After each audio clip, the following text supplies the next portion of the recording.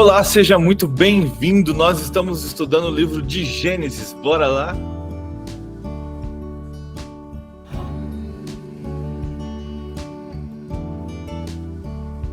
Louvado, exaltado e engrandecido seja teu nome, Pai amado e Pai querido. Santo, santo, santo é o Senhor, Deus Todo-Poderoso, que criou os céus, criou a terra, que nos criou. Louvado seja o Senhor, engrandecido, exaltado seja teu nome. O Senhor é maravilhoso e o único digno de toda honra, de todo louvor, de toda adoração. Nosso maravilhoso conselheiro, príncipe da paz, Deus forte, Pai da eternidade, o único digno de toda a minha adoração. Louvado e exaltado seja o Senhor, aquele que foi, que é e que virá. Santo é teu nome. Nós te adoramos, nós te exaltamos, nós glorificamos ao Senhor. Obrigado, Jesus, por tudo que já fez e por tudo que tem feito em nossas vidas. Nós temos uma dívida enorme com o Senhor, porque não teria como a gente se livrar do pecado se não fosse o seu sacrifício naquela cruz. Se não fosse o Senhor vir, se não fosse a sua misericórdia, se não fosse a sua graça, estaríamos todos condenados. Obrigado, Senhor. Obrigado. Obrigado porque não desistiu de nós. Obrigado, Jesus, porque ressuscitou ao terceiro dia e isso nos traz vida eterna, a certeza de que estaremos contigo para sempre. Louvado, exaltado seja teu nome. Obrigado, Jesus. Obrigado, porque nos transformaste, porque nos tiraste do lamaçal do pecado, porque recuperaste a nossa vida, nos tiraste da morte para a vida eterna contigo. Louvado seja teu nome. Porque mesmo numa morte tão terrível como a de cruz, mesmo passando tanta vergonha, se entregou como um cordeiro sem reclamar, mas principalmente sentiu a dor da separação. Ah, Jesus, muito obrigado. Passaria a vida eterna agradecendo por tudo que o Senhor fez por nós. A gente muitas vezes não tem noção do que foi o seu sacrifício pelas nossas vidas. Mas nós te louvamos e não há mais sentido em viver se não for por ti e para ti, Senhor. Obrigado, Jesus. Obrigado, Jesus. Obrigado, Jesus.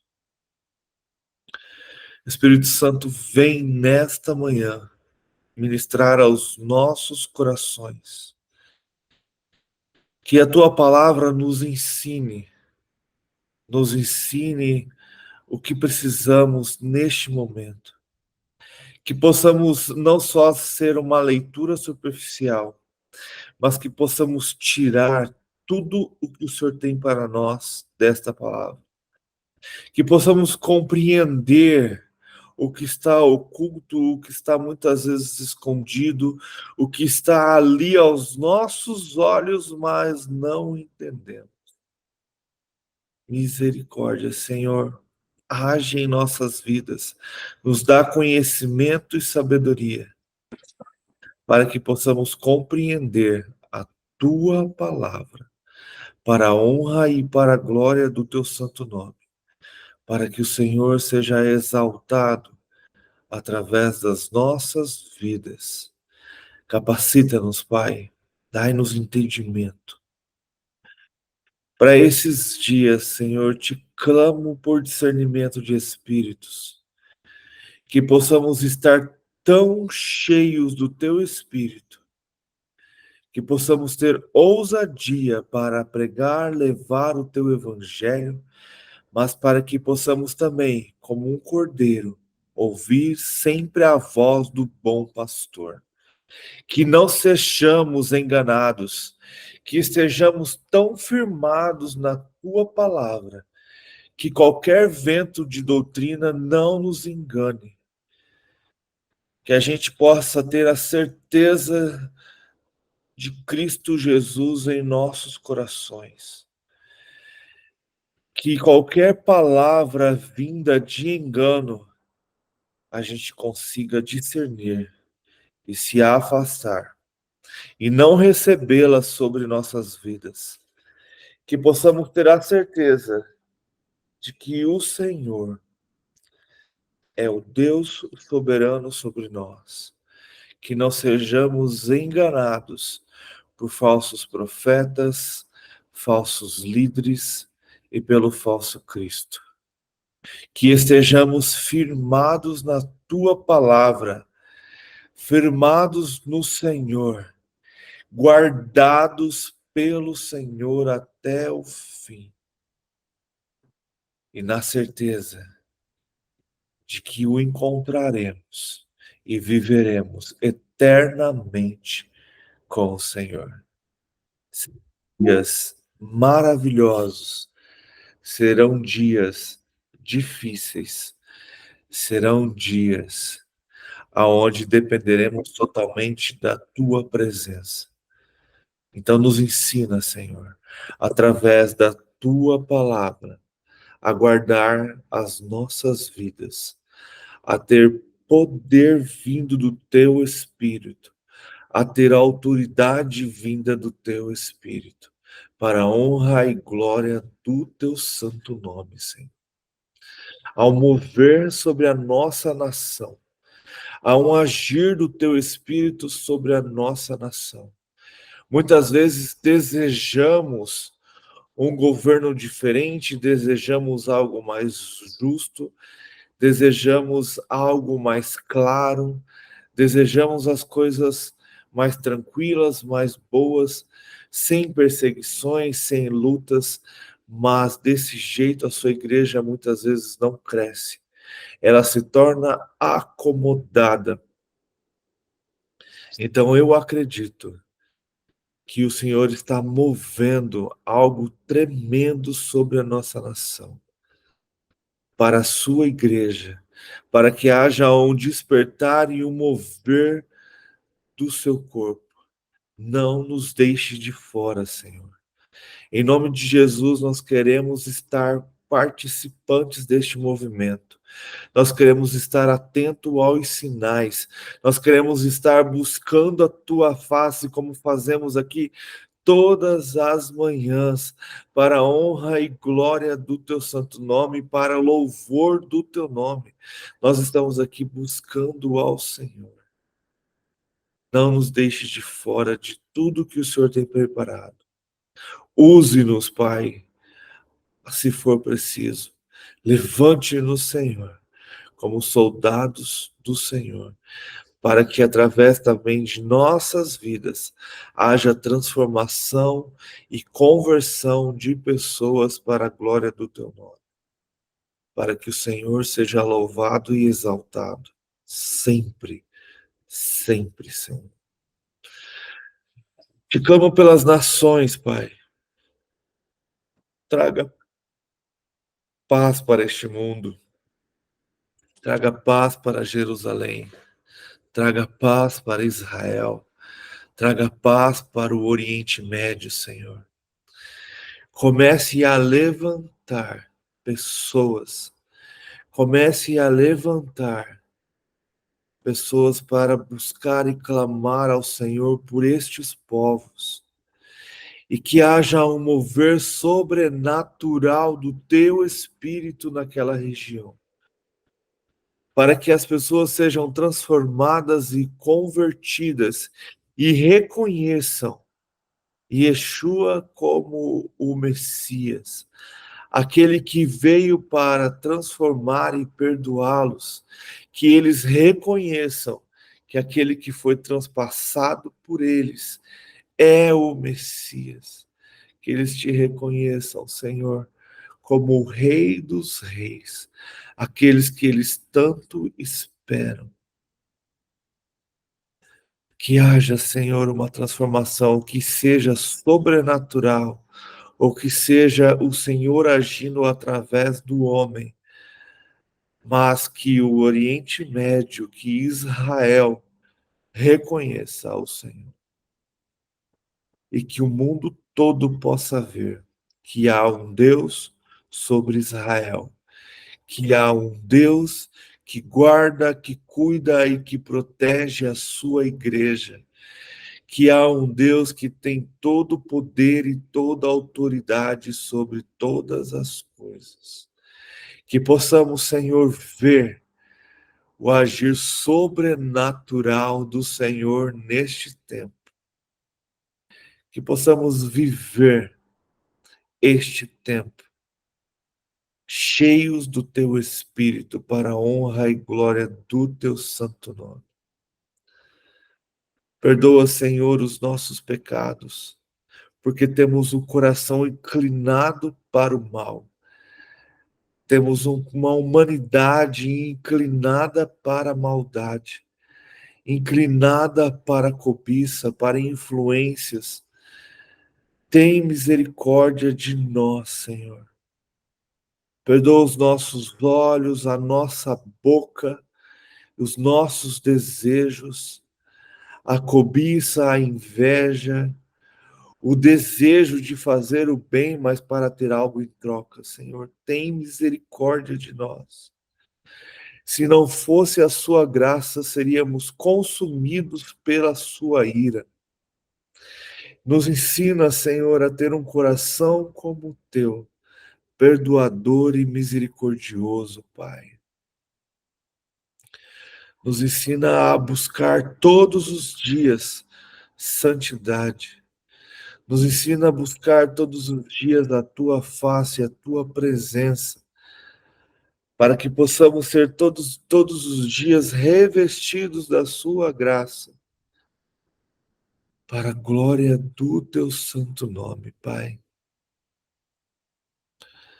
Guarde, Senhor, as nossas vidas. Guarde, Senhor, os nossos lares, a nossa família, os nossos familiares, os nossos parentes, Senhor. Haja com um mover sobrenatural sobre a vida deles. Seja também, Senhor, com a vida de cada um aqui. Só o Senhor conhece os nossos corações. As lutas que temos passado, as dores que temos enfrentado, só o Senhor nos conhece verdadeiramente, Pai. Então, vem transbordar do teu Espírito sobre nós. Vem derramar cura, bênção, consolo, transformação, transbordo, Senhor. Enche-nos do teu Espírito, para que, mesmo em meio a lutas, mesmo em meio a dificuldades, possamos ter a certeza de que este é o momento onde cresceremos no Senhor. Louvado seja teu nome, Pai. Exaltado seja teu nome. O Senhor é bom. Não há outro Deus além de ti. Não há outro Deus além de ti. Santo é o Senhor. Nós te agradecemos por tudo, Jesus. Venha com o teu reino sobre as nossas vidas. Espírito Santo, controle e tome governo do nosso espírito, para que nosso espírito governe nossa alma e a nossa alma governe o nosso corpo.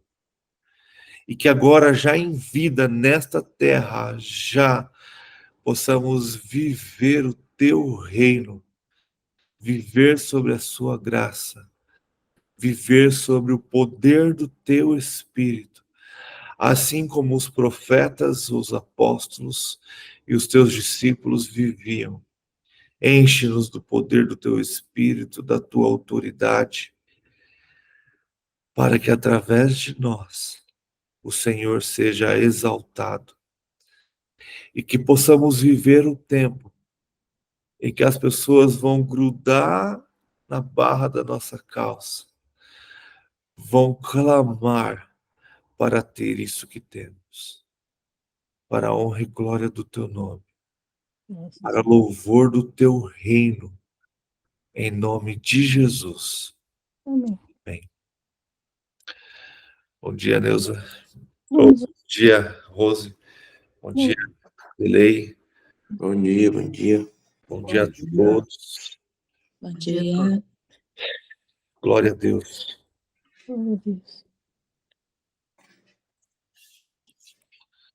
Possamos ter a certeza daquilo que o Senhor está fazendo e que Ele ainda vai fazer por nós. Possamos compreender os dias que estamos vivendo, que possamos parar de pedir por algo que não está no coração do Senhor. Ontem eu estava vendo um vídeo sobre um estudo sobre esses dias, e não adianta a gente ficar querendo mudanças quando o Senhor não deseja. Não adianta a gente querer parar tudo, a gente querer trocar pessoas, a gente querer coisas que Deus não está querendo. Muitas vezes a gente fica pensando assim, por que tanta luta, por que tanta guerra, por que tanta tribulação? Porque é assim que será os dias finais e que antecedem a volta do Messias. E a gente precisa desejar isso. Precisa estar guardados pelo Senhor, desejar cada vez mais estar presente na vida do Senhor. Mas não tem como fugir disso, está escrito.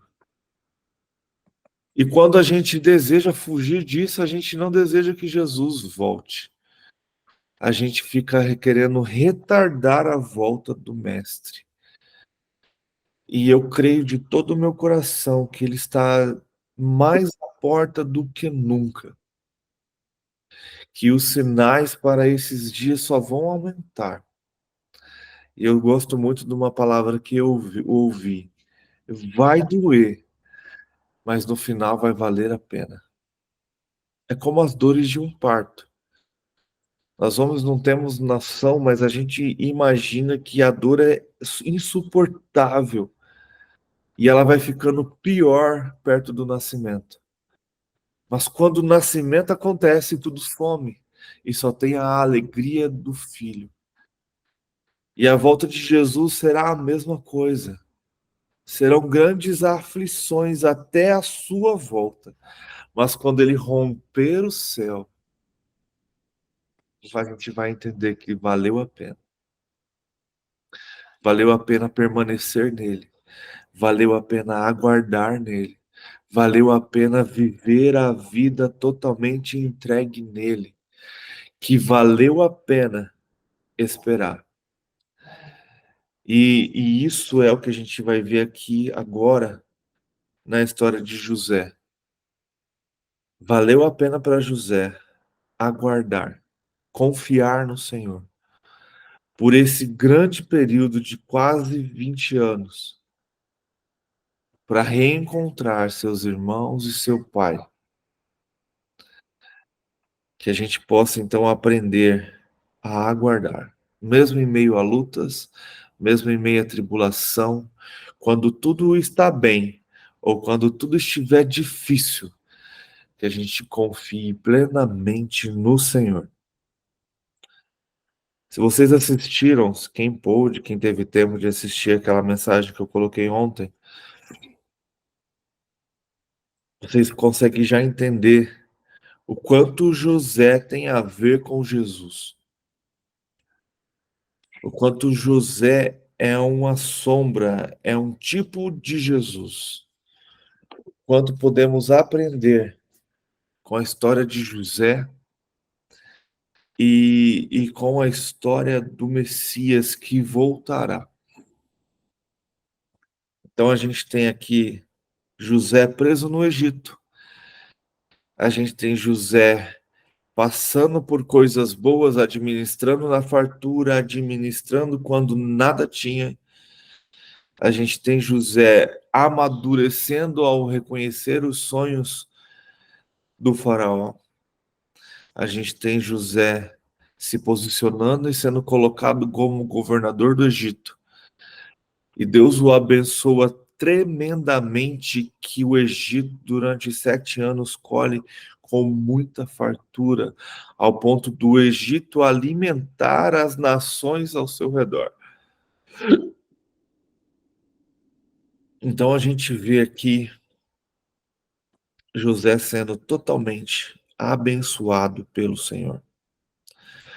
Vamos continuar a história, então. Gênesis, capítulo 42. Os irmãos de José. Versículo 1. Quando Jacó soube que no Egito havia trigo, disse a seus filhos: por que estão aí olhando uns para os outros? Disse ainda: ouvi dizer que há trigo no Egito. Desçam até lá e comprem trigo para nós, para que possamos continuar vivos e não morramos de fome. Lembrando que Jacó já era idoso, bem de idade bem avançada nesse período. Então ele ouviu dizer que o Egito tinha trigo. E quando ele exorta seus filhos: por que vocês estão parados? Por que vocês não estão arrumando uma solução para o que está acontecendo?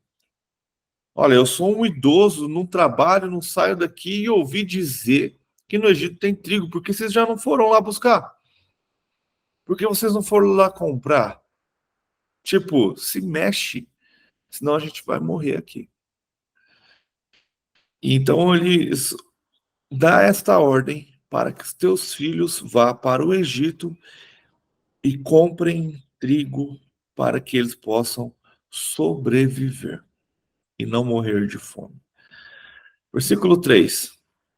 Assim, 10 dos irmãos de José desceram ao Egito para comprar trigo.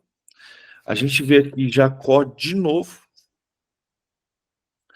cometendo o mesmo erro, pegando o seu filho preferido, o filho da mulher a qual ele amava, seu filho mais novo, e o protegendo, colocando ele debaixo de suas asas. Não posso perder mais um filho da minha esposa amada, que também já se foi. Então Benjamim fica. Vocês que são mais velhos, vocês podem ir. Qualquer coisa que acontecer com vocês no campo, não é isso que ele diz, né? Não creio que é isso que ele deseja, mas esse sentimento pode tocar o coração de seus irmãos. Mas nada pode acontecer com Benjamim, afinal de contas, o mal já aconteceu com José. Com Benjamim, de maneira nenhuma, e a gente vai ver isso mais para frente, que realmente Jacó pensa desse jeito. Versículo 4, então. Jacó não deixou que Benjamim, irmão de José, fosse com eles, temendo... Você pulou o 3, você leu só um pedaço. só que eles foram comprar trigo. Tá certo. 3. Assim, 10 irmãos de José desceram ao Egito para comprar trigo. Jacó não deixou que Benjamim, irmão de José, fosse com eles, temendo que algum mal lhe acontecesse. Os filhos de Israel estavam entre outros que também foram comprar trigo por causa da fome na terra de Canaã. Como eu disse, José guardou o seu filho mais novo e o seu filho preferido, né? O filho da sua esposa amada. E aí, então os filhos de Israel descem ao Egito. E ali eles encontram outros povos, outras pessoas que também estavam indo ao Egito comprar trigo por causa da fome. Então, a gente já deduz que eles chegaram lá e encontraram, foi uma bela de uma fila. E é interessante que a gente vai ver aqui que lembra que José, ele escolheu pessoas para trabalhar para ele nas cidades. Então, é como se ele tivesse, vou colocar a palavra cilindro, de trigos armazenados em todas as cidades do Egito, que foi o que ele colheu durante 7 anos. Ao ponto de, a gente leu ontem, dele nem conseguir mais contar de tanto que tinha. Então, ali ele servia o povo do Egito e também começou a vender ao povo ao redor. E José, sendo um bom governador, ele mesmo fazia a venda para os povos que vinham de fora. Porque ali ele conseguia saber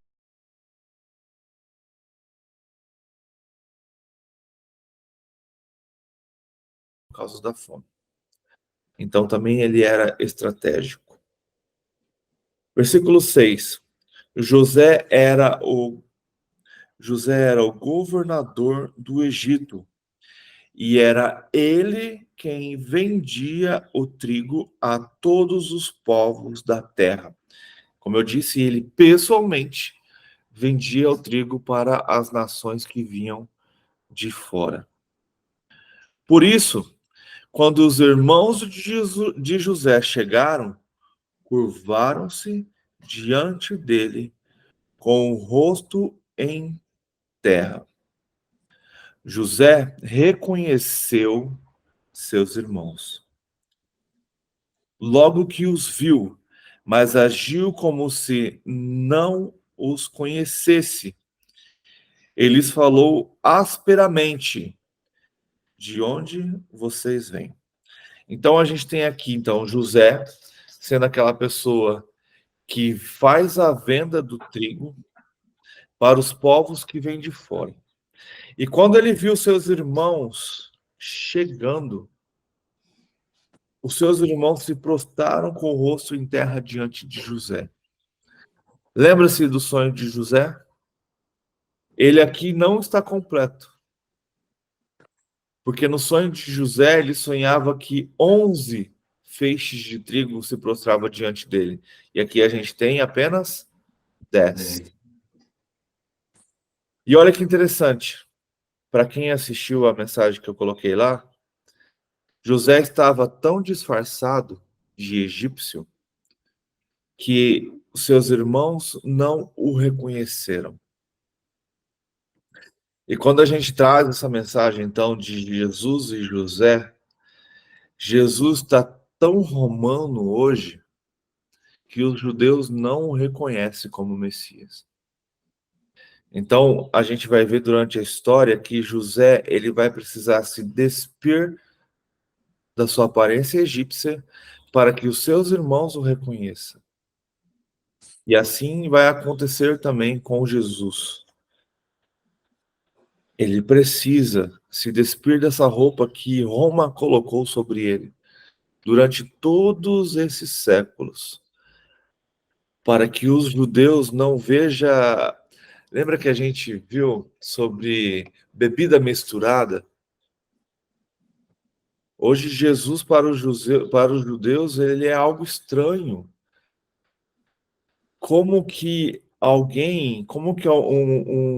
um Messias branco, loiro, de olho azul, pode ser o judeu Messias que veio por nós. Então esse disfarce que foi colocado sobre Jesus precisa sair, e acredito eu que vai sair. Como José também teve que se despir das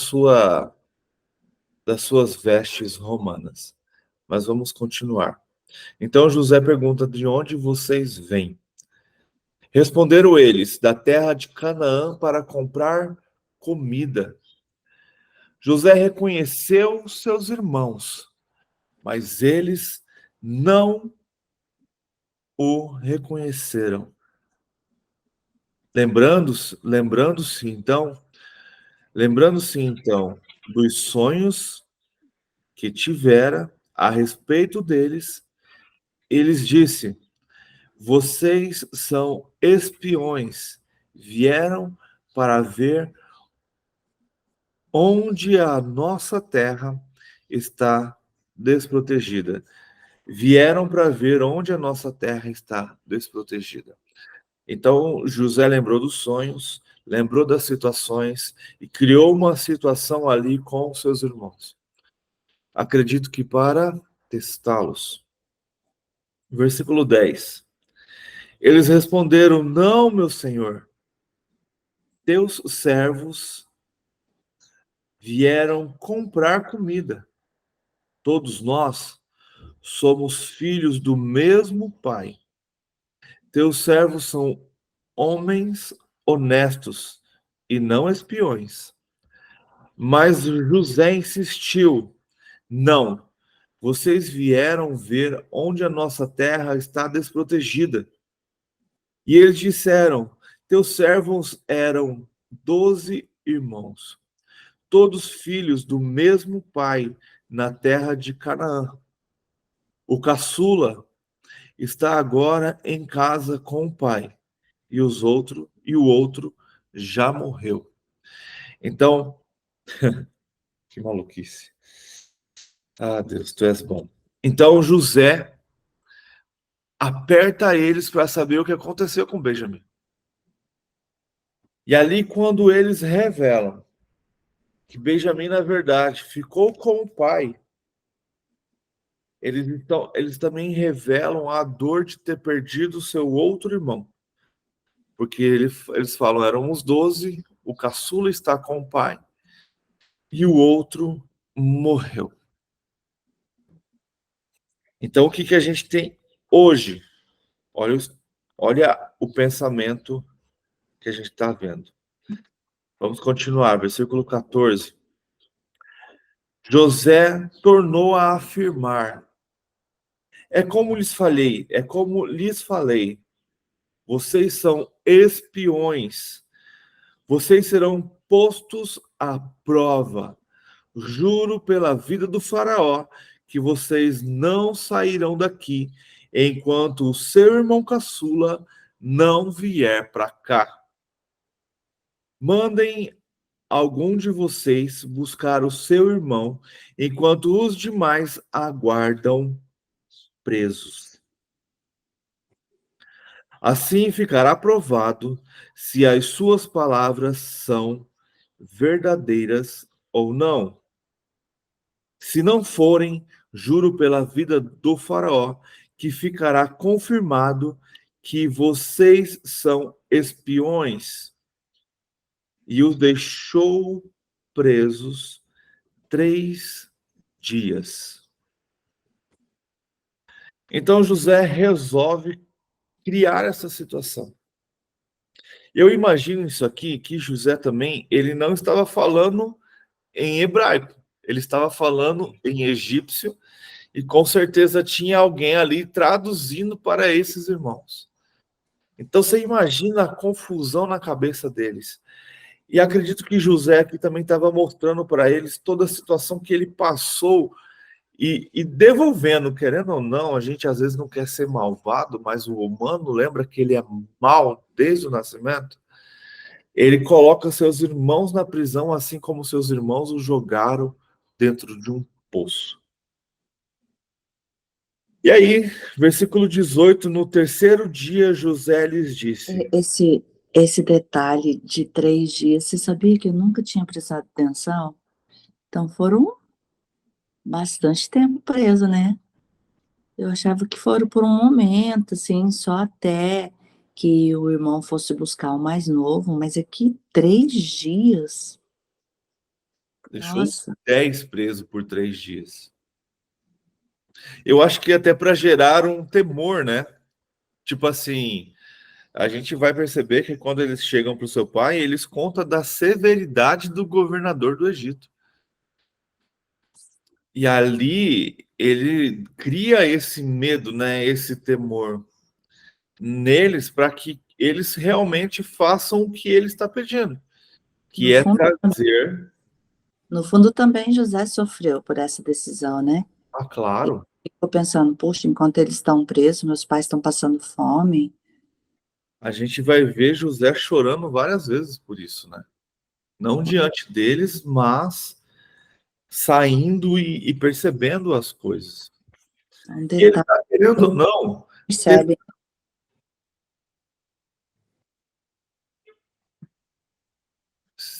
ele está querendo aqui testar os seus irmãos. Lembra? De quem que o José lembrava? Dos irmãos fanfarrão, daqueles que desobedeciam o pai e daqueles irmãos que jogaram ele dentro de um poço. Era essa lembrança, é essa imagem que José tem de seus irmãos. Lembra que quando José dá nome aos filhos, ele fala sobre sofrimento, sobre a dor de ter perdido tudo para ele. Ele foi separado do amor de seu pai e de toda a sua família. Então, aqui ele está tentando reconhecer quem são seus irmãos, eu acredito. Por isso ele está colocando seus irmãos à prova. Como que o Senhor reconhece os nossos corações? Como que lógico, o Senhor é sobrenatural, mas como nós mesmos nos entregamos totalmente ao Senhor quando somos provados. Quando somos provados, é ali que a gente mostra para toda a sociedade, muitas vezes para nós mesmos, o quanto dependemos do Senhor. E o Senhor nos prova, se você parar para pensar, para que tenhamos maturidade.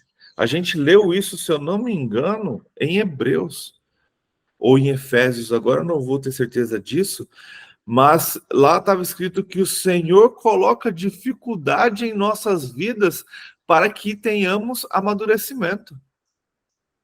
Então o Senhor nos prova. E a palavra diz também, né, que não haverá prova maior do que possamos suportar. Então, mesmo sabendo que há fome em Canaã, José os coloca preso por 3 dias. E esses 3 dias também refere-se a Jesus, né? Olha, Cara, a história de José e de Jesus anda muito junta. É o que eles chamam de tipo, né? Ou uma sombra. José, ele é um tipo de Jesus. Quando você olha para José, você consegue ver Jesus. E eu não quero me aprofundar na história, porque senão eu vou muito longe, porque eu gostei muito da ideia. Mas e ontem eu assisti, não sei, quem assistiu o vídeo, você vê que o Mateus ali ele fala sobre o seu pai ter contado antes, e eu assisti essa mensagem também do pai dele contando antes. A hora que você junta as duas, você fala assim: caraca, ele vai aumentando os detalhes. E aí você fica assim, cara, Deus é muito bom e tudo está aqui, velho. Tudo está na Bíblia. E quando a gente faz essa leitura superficial, não estuda, não busca o conhecimento, não faz essas ligações, vira apenas uma leitura. É só a história de um filho mimado que cresceu, amadureceu, judiou dos seus irmãos e que no final trouxe todos eles para morar no Egito. Agora, quando você Era essa visão que eu tinha, que ele estava se vingando, tal, isso, aquilo, olha só. Agora, quando você começa a pensar que ele está provando os seus irmãos porque ele não os conhece. Ele conhece os filhos fanfarrões, os filhos que o maltratou. Agora ele quer ver quem realmente se tornou os seus irmãos. E quando você começa a ver que José é Jesus e que os seus irmãos, lembra? Jesus, ele é judeu. Então o povo judeu são seus irmãos.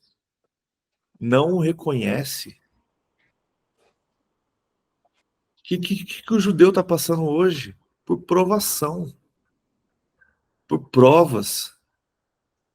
E quando a gente começa a pensar, tirar esse pensamento antissemita da nossa cabeça, quando a gente começa a tirar essa linha dispensacionalista da nossa mente e começa a entender que toda profecia tem a ver com o povo de Israel e com a igreja, e não só a igreja, mas sim que no final seremos todos filhos do mesmo Pai, a sua mente começa a mudar.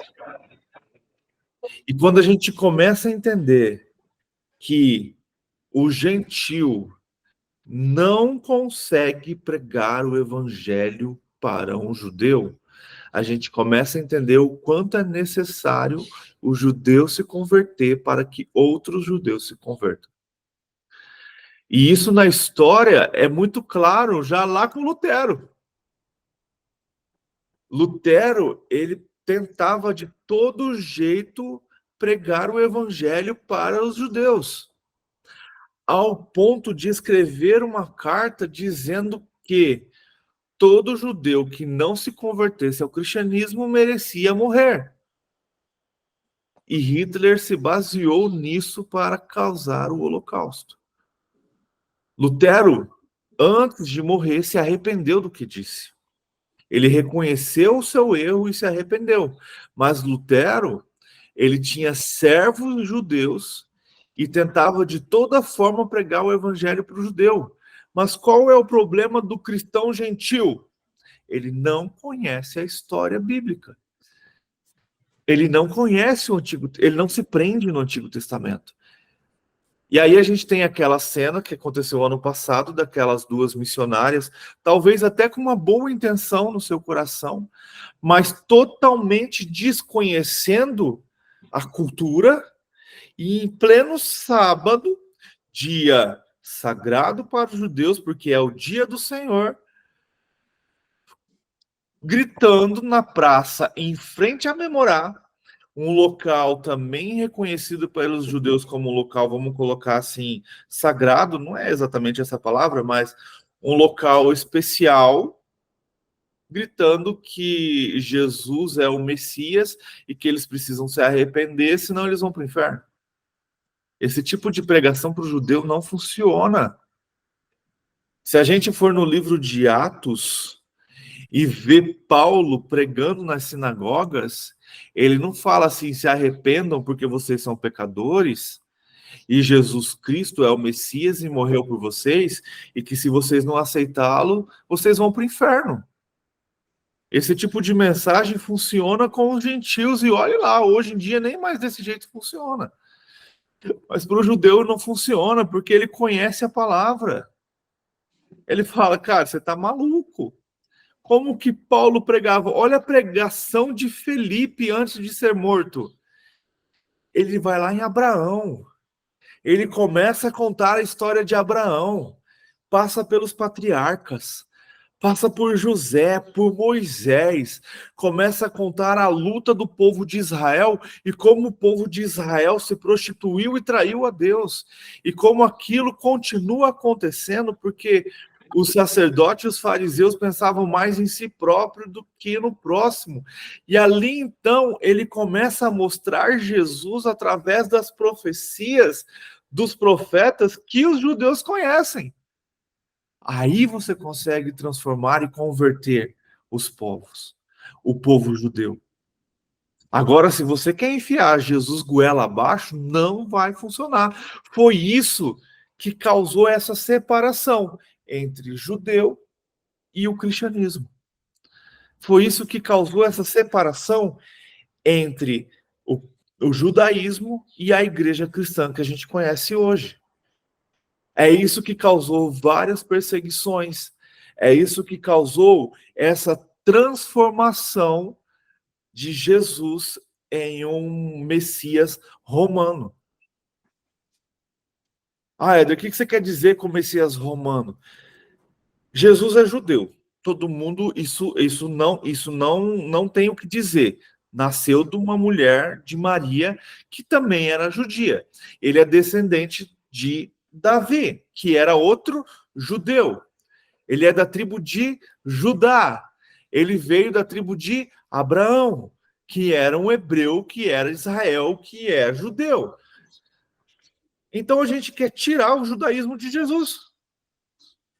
Mas quando Jesus romper os céus e vir, a gente não vai ver um ser branco, de olhos azuis, com face europeia. Jesus é judeu. E a gente precisa entender isso. E a gente precisa entender que a Bíblia toda profetiza sobre os judeus. Mas pela graça do Senhor e por falta de compreensão do povo judeu, isso a gente também não pode tirar a culpa deles, mas Deus escolheu os judeus não para ser o seu povo preferido, mas sim para ser sacerdotes, para proclamar a todas as nações quem é o Messias, quem é esse Deus único. Mas o povo judeu errou nesse momento. Eles falharam nesta missão. E aí, então, Jesus teve que vir, encarnar, se tornar homem, levar o evangelho do reino de volta aos judeus, porque eles tinham esquecido, eles estavam vivendo outras coisas, mostrar o reino de Deus para eles. E aí, através de 12 judeus, não eram gentios, eram 12 judeus, que começou-se então a pregar sobre o caminho. Não tinha nome de cristianismo, não. Quem colocou esse nome foi a Igreja Romana. Foi a igreja do primeiro século que colocou. A gente tem esse nome de cristão hoje, era piada. E aí, a gente quer separar isso. Mas é graças a isso, graças a Jesus e a esses 12 judeus que compreenderam tudo isso. E principalmente a Pedro e Paulo. Pedro, porque teve a revelação do próprio Deus, quando ele teve aquele sonho, e ele foi pregar para Constantino, e ele entendeu ali, quando o Espírito Santo se manifestou sobre eles, e eles começaram a falar em língua, ele entendeu, caraca, não é só para o judeu, é para todos. O evangelho de Cristo, ensinar o caminho é para todos. E Paulo também entendeu isso. Então Paulo começa a pregar a todos os gentios. Só que aí, a história da igreja, lembra-se que eu não estou criticando nenhuma placa, eu estou criticando a história. E não criticando, porque a gente está aqui hoje graças a isso. Mas a história da igreja, em algum momento, decidiu tirar o judaísmo da história. Tirar o povo judeu da história e colocá-los como grandes vilões da história. E se esquecendo que se hoje temos a Bíblia, se hoje temos Jesus em nosso coração, foi graças a judeus. Que se converteram, que entenderam quem era Cristo e levaram a mensagem aos povos gentios, a todas as nações. E aí a igreja do primeiro século começou a trazer essa dispensação, trazer essa separação entre judeu e gentil. E quando a gente vê Paulo briga muito com a igreja de Romanos sobre isso. E sobre a igreja de Coríntio também, dessa separação que não existe. Principalmente com a igreja de Coríntios, né? Então, precisamos enxergar, dentro desse contexto de José, que os irmãos de José que são o povo judeu, eles vão voltar, aleluia, eles vão voltar a reconhecer o seu irmão. Eles vão voltar a buscar o seu irmão. E sabe o que é massa que eu estava vendo ontem e aprendendo? A Zenate, a Bíblia ela não fala, né? Como eu disse, alguns rabinos querem transformá-la ela em hebreia, mas a Zenate ela é egípcia. Ela é gentia. A igreja, hoje a gente tem a igreja gentílica e a igreja judaica, ambos crendo no Messias. Vamos continuar, senão a gente não acaba hoje. Versículo 18. No terceiro dia, José lhes disse: eu tenho temor de Deus. Se querem salvar sua vida, façam o seguinte: se vocês são irmãos honestos, olha José tentando descobrir no que se tornou seus irmãos.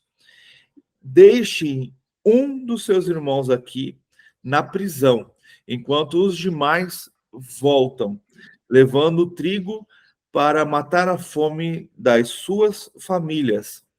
Tragam-me, porém, o seu irmão caçula, para que se comprovem as suas palavras e vocês não tenham que morrer. Eles se prontificaram a fazer isso e disseram uns aos outros: certamente estamos sendo punidos pelo que fizemos ao nosso irmão. Vimos como ele estava angustiado quando nos implorava por sua vida, mas não lhe demos ouvido. Por isso nos sobreveio esta angústia. Olha que interessante. A gente tem a Bíblia traduzida para nós aqui e a gente não começa a pensar que eram 10 hebreus conversando em hebraico e um egípcio ouvindo eles falarem em hebraico. Então eles achavam que a conversa que eles estavam tendo, aquele governador não estava nem entendendo. Sem saber eles que José estava compreendendo tudo o que eles estavam falando. Nesse momento, José começa a conhecer o coração dos seus irmãos. E isso comprova, né, que provavelmente tinha alguém fazendo a tradução para os seus irmãos. Quando seus irmãos falavam com ele, quando ele falava com seus irmãos, perguntando quem são vocês, de onde vocês vieram. Não era ele que falava, alguém traduzia. Sim. E aí fica comprovado mais à frente, né, que tem isso, eles estão falando entre si, sem saber que José os compreendia, né? Uma coisa interessante que eu vi aqui é que como esse tempo foi importante para eles. E como o deserto muitas vezes é necessário para a nossa vida. É uma escola, uma reflexão. Se eles não passassem por esse período de praticamente de reflexão ali preso, eles continuariam da mesma forma, do mesmo jeito, né? Então, esse foi um período importante e muitas vezes é importante para nós também, muitas coisas do que passamos e do que vivemos. Se vocês não passassem por esse deserto que você falou, Elizabeth, essa mentira ia permanecer pro resto da vida. Eles iam levar pro túmulo. E Eles não iam levar revelar pro pai. outras gerações também, vai indo e vai indo. Essa mentira aí deles falar que o bicho comeu José, entendeu?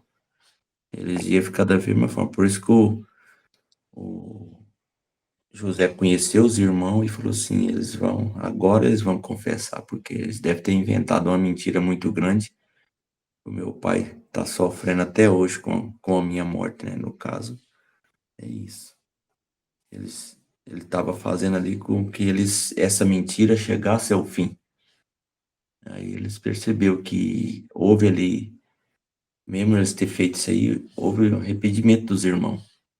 Aí ele falou assim, agora eles vão ter que confessar pro meu pai que eu estou, tipo assim, não, eles não reconheceram José, mas daí eles sentiram na obrigação de fazer aquilo que eu, assim, agora o que adiantou nós ter feito coisas no passado. Ali eles estavam, ali ia ser uma transformação deles, né? O José transformou os irmãos ali, E naquele a momento, todos. questão de nunca reclamar das dificuldades da vida. É, Tudo bem para nos ensinar. Todas as coisas cooperam para o bem daqueles que amam a Deus. Devemos sempre lembrar desse versículo. ali era um pagamento do pecado que eles cometeram no passado com José. Vamos continuar? 22. E aí, então, eles continuam conversando entre eles. Lembra que, provavelmente, neste momento, o tradutor não está traduzindo. É como se eles se afastassem e estavam conversando entre eles. Mas José, por conhecer, estava entendendo o que estava acontecendo. Rubem respondeu, eu não lhes disse que não maltratassem o menino, mas vocês não quiseram me ouvir.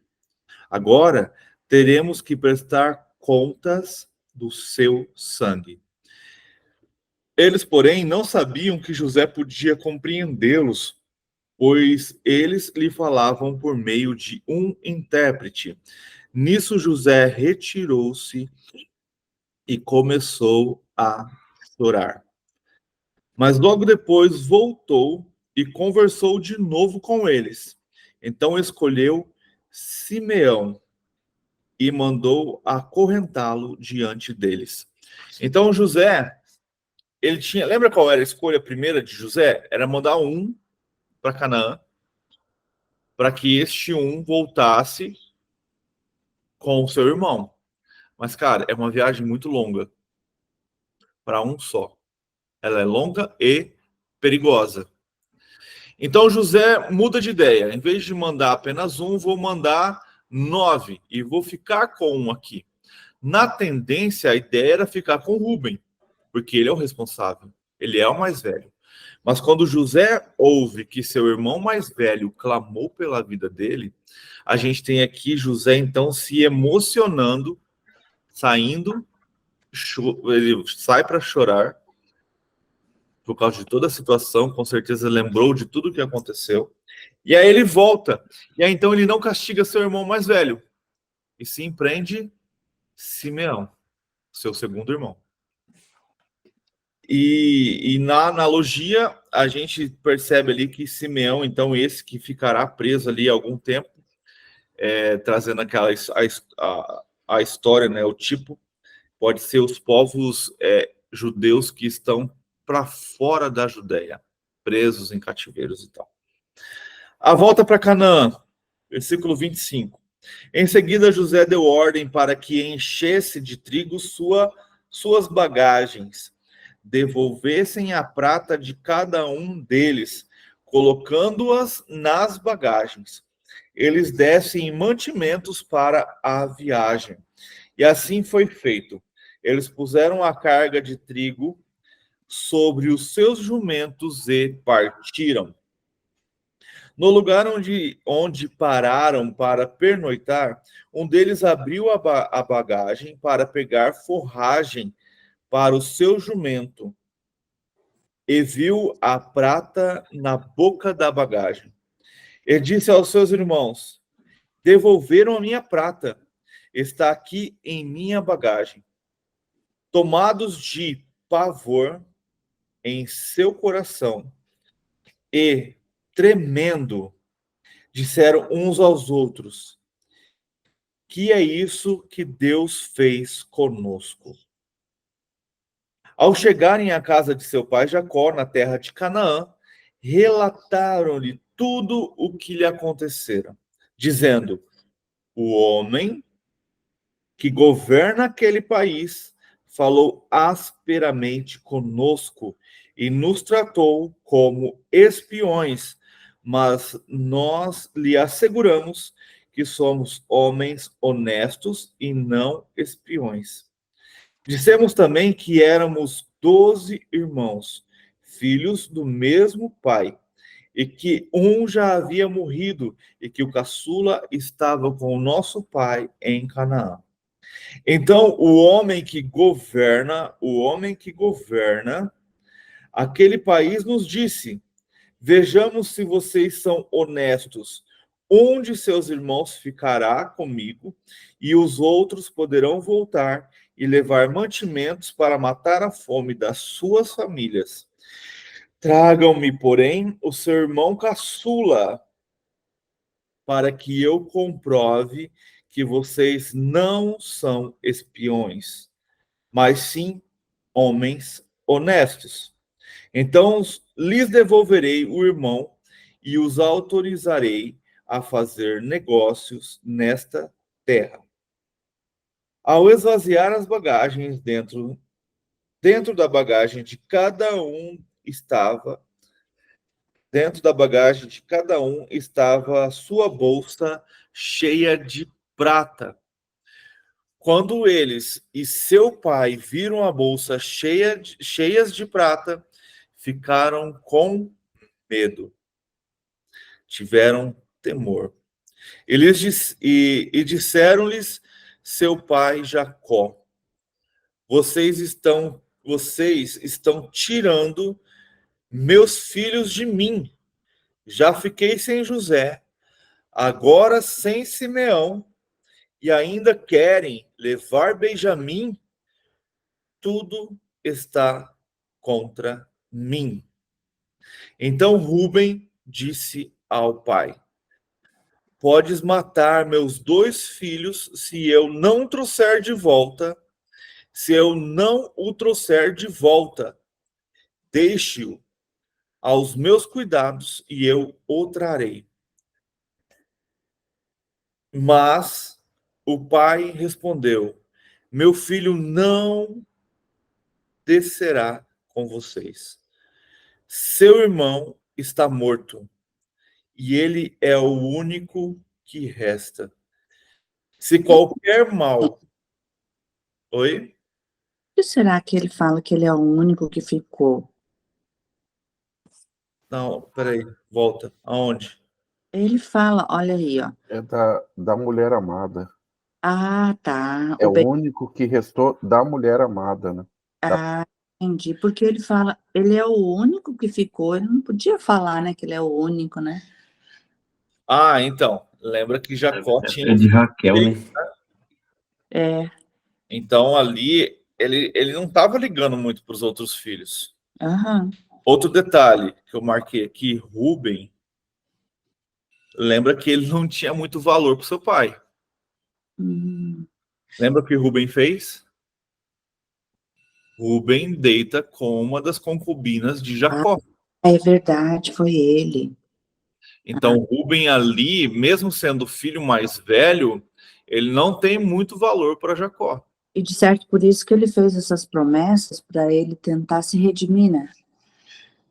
Ainda mais sendo o filho mais velho, né? Ele queria trazer essa responsabilidade sobre ele. Que tecnicamente a responsabilidade do que aconteceu com José foi dele.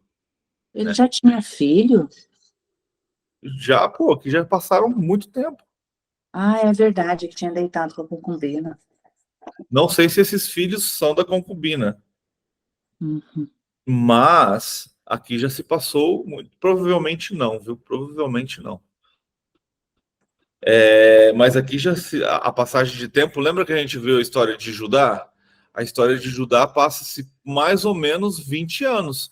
E a história de Judá acontece logo depois que José é vendido para o Egito, ele sai da casa do pai. Acontece toda aquela história de José e Tamar, e aqui a gente está vendo Judá e Tamar, e aqui a gente está vendo que Judá já voltou para a casa do seu pai. Uhum. Então aqui é uma passagem de tempo muito grande. E lembra que Judá era o 4º filho, Rúben é o primeiro. Então Rúben era bem mais velho que Judá, pelo menos aí 4 anos. Então provavelmente o Rúben também já era casado e já tinha aqui que a gente vê 2 filhos. Continuando, vou ler 38 de novo. Mas o pai respondeu. Então, Jacó ficou, na verdade, irritado com o que aconteceu. Eu já perdi José, já tiraram os meus filhos de mim, já fiquei sem José e agora sem Simeão. E ainda querem levar Benjamim? Vocês, olha só, tudo está contra mim. Olha José tendo uma queda da sua falta de confiança no Senhor. O seu coração voltado para os seus filhos, principalmente os filhos da sua mulher amada, Raquel, entorpece a mente de Jacó. Jacó perde a confiança. A confiança, ele acredita que ele poderá proteger o seu filho. E aí, então, ele traz essa frase assim, que causa essa estranheza em nós, imagina para os irmãos. Imagina para os seus filhos, tipo assim, a gente que se dane, né? Se tivesse ficado os 10 lá e Benjamim aqui, tudo bem, o problema seria só a fome. Então ele fala, mas o pai respondeu, meu filho não descerá com vocês. Quase meu filho preferido, meu filho querido. Seu irmão está morto. Então ele, além de matar José, ele acabou de matar Simeão também. E ele é o único que resta. Na verdade, aqui ele está falando de José, né? Ele está falando do irmão de Benjamim. Então, seu irmão está morto e ele é o único que resta. Ele é a única lembrança que eu tenho de Raquel, por quem eu trabalhei 14 anos, por quem eu amei desde que eu vi. Ele é a única lembrança que eu tenho dela. Vocês não vão tirá-la de mim. Se qualquer mal acontecer na viagem que estão por fazer, vocês farão estes meus cabelos brancos descerem à sepultura com tristeza. Então, as palavras de Jacó são bem pesadas a seus filhos. E aqui a gente percebe como é perigoso pais terem filhos prediletos. Como isso pode trazer consequências que a gente não pode nem imaginar. Então, Jacó, Israel, toma essa decisão já de impulso logo ao ouvir a história, não se preocupando com o seu outro filho que está lá. Porque ele não tenta resgatar. A única maneira de resgatar seu filho era deixando Benjamim ir. E ele prefere, então, ficar com Benjamim, ficar com os seus restantes de 9 filhos, 10 com Benjamim, do que voltar lá e recuperar Simeão, perdão. Então, tipo assim, perdi mais um filho. Mas não vou perder o filho da mulher amada. Então, Jacó tinha filhos preferidos e isso fica muito claro nessa história. E como isso traz confusão na vida familiar de Jacó com seus outros filhos. Então, a gente possa aprender com essa história que precisamos aprender a depender totalmente do Senhor e que o Senhor muitas vezes vai nos provar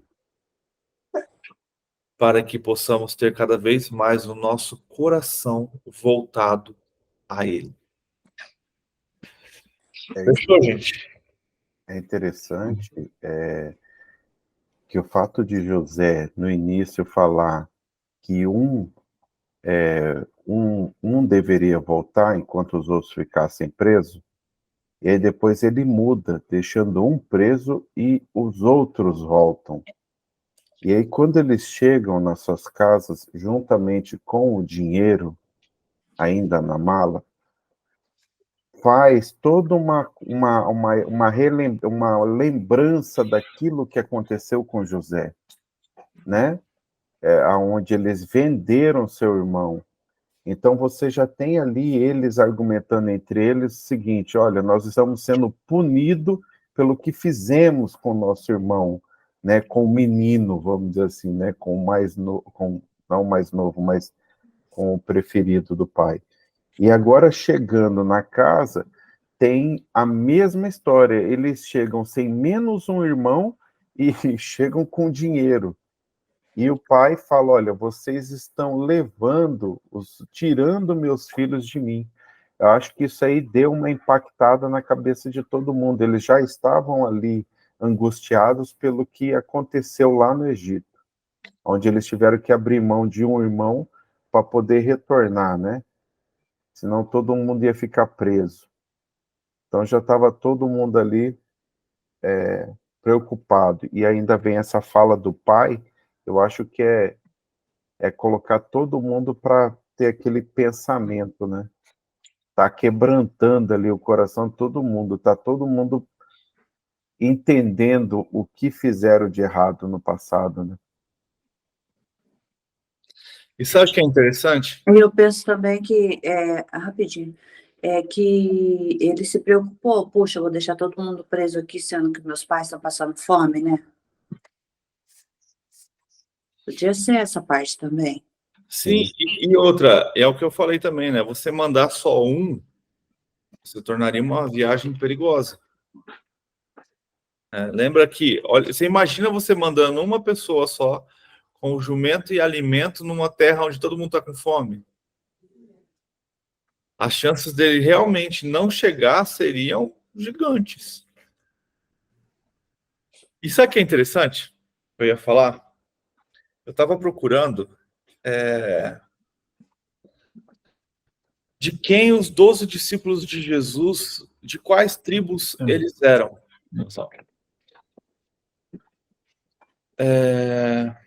Caraca, agora eu estou tentando lembrar. Os 11 eram todos da mesma tribo, praticamente. Porque eles foram todos pegos no mesmo lugar. Já pararam para pensar que os 11 discípulos todos estavam na Galileia? Se eu não me engano, eu acho que são todos efraimitas. Se eu não me engano. Posso estar enganado isso. Mas eram todos da mesma tribo. Só tinha um cara que era de uma tribo diferente. Que esse cara não foi... Jesus não o escolheu e não o pegou na Galileia. Ele chega depois e vem de outro lugar. Lembra quem é? O nome dele é Judas. E ele é da tribo de Judá. E ele vendeu Jesus por 30 moedas de prata. Quem vendeu José por 20 moedas de prata? Que depois fugiu da casa do pai com remorso.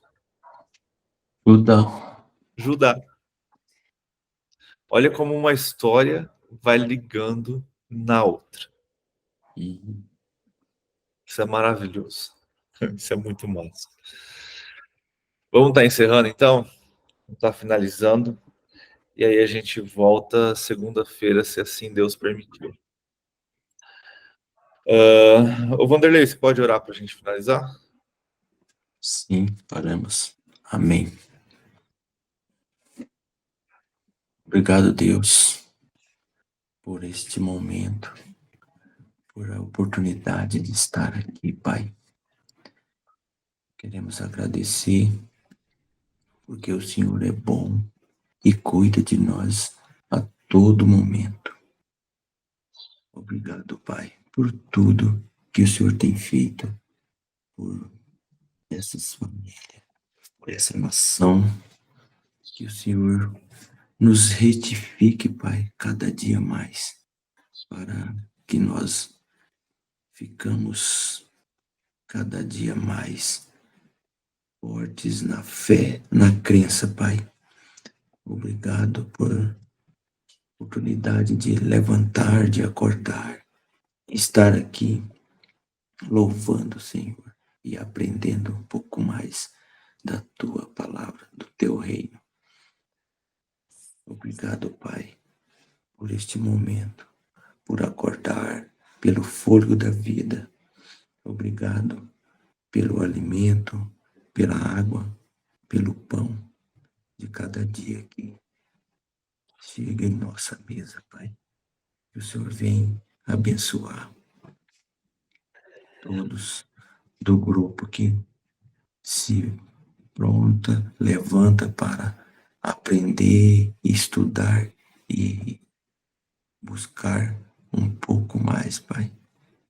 Nos doar, porque o Senhor é bom, o Senhor é maravilhoso, Pai. Obrigado por mais um dia, por mais este momento.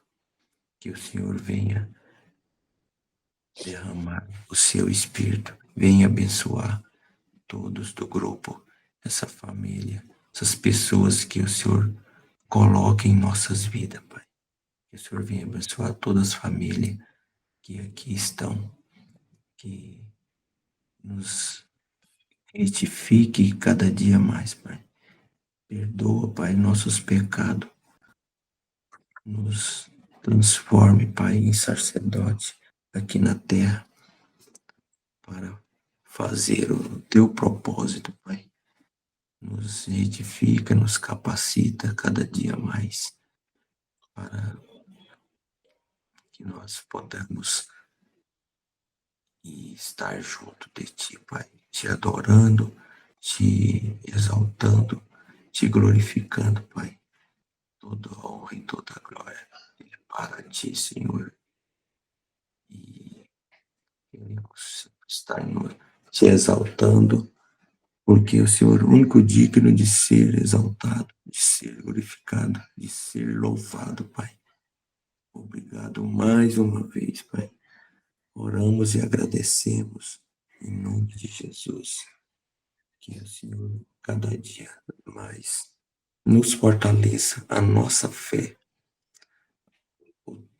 que a gente podemos fazer o teu propósito e nos agradecer, estar junto de Ti, Pai.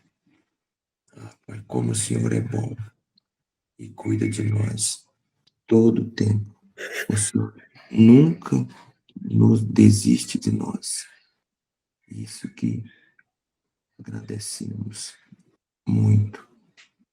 Que o Senhor venha e derrame seu Espírito sobre nós, Pai, nos transforma e que cada dia mais podemos ter sede de Ti, Pai, para que nós podamos estar louvando e agradecendo a Ti, Pai.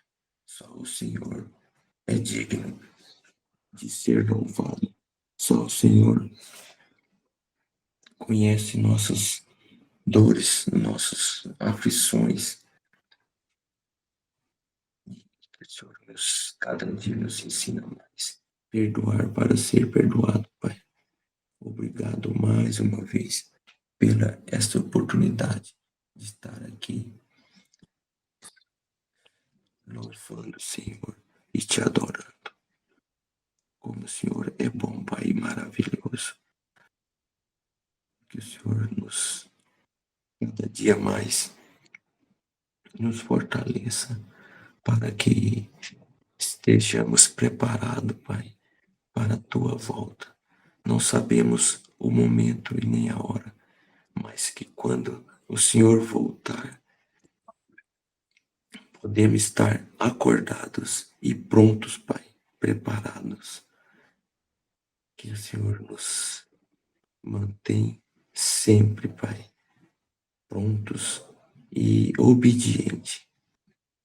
Por isso que agradecemos e oramos em nome de Jesus, seu Filho amado Jesus Cristo. Amém. E assim a gente finaliza mais uma leitura e como temos aprendido com Deus. Deus é maravilhoso e Ele tem cuidado de nós em seus pequenos detalhes, que a gente possa estar atento às Escrituras, que as Escrituras não sejam apenas uma leitura superficial, mas que possamos se aprofundar em suas analogias, em seu conteúdo, em suas histórias, em suas tipologias, para que possamos compreender tudo que Deus tem e quer falar com a gente.